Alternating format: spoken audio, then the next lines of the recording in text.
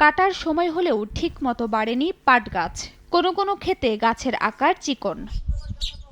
পাট উৎপাদনের অন্যতম জেলা ফরিদপুর। চলতি বছরের গ্রীষ্ম মৌসুমের খরায় আবাদ শুরু হলে তৈরি হয় সেচ সংকট। কৃষক জানান, বর্ষা মৌসুমের শুরু থেকে অল্প বৃষ্টি হলেও তা তেমন কাজে আসেনি। পাট কাটার মৌসুম শুরু হলেও বেশিরভাগ জমিতে পাট গাছের উচ্চতা বাড়েনি, এর বেশিরভাগই চিকন। প্রতি একরে অন্যান্য বছর 20 থেকে 25 মণ পাট উৎপাদন হলেও এবছর সর্বোচ্চ উৎপাদন হবে 12 থেকে 14 মণ।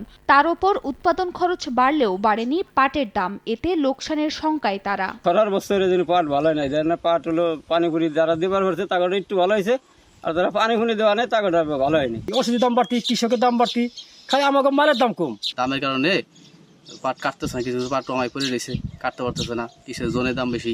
জেলায় এবছর পাট আবাদের লক্ষ্যমাত্রা ছিল ৮৮,১০০ হেক্টর জমিতে, আবাদ হয়েছে ৮৬,৫২৪ হেক্টর জমিতে। কৃষি বিভাগ বলছে, প্রচণ্ড খরার কারণে পাটের বৃদ্ধি কম হলেও শতভাগ কাটা শেষ না হওয়া পর্যন্ত ফলনের বিষয়টি নিশ্চিত করা যাবে না। এখন জন্ম সনদ দিয়ে খোলো বিকাশ স্টুডেন্ট অ্যাকাউন্ট, নিজের বিকাশ নিজে কর।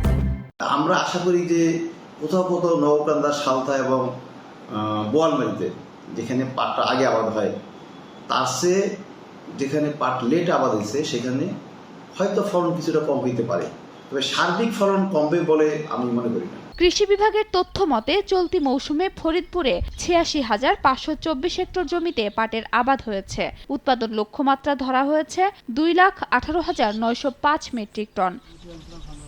সময় সংবাদ, ফরিদপুর।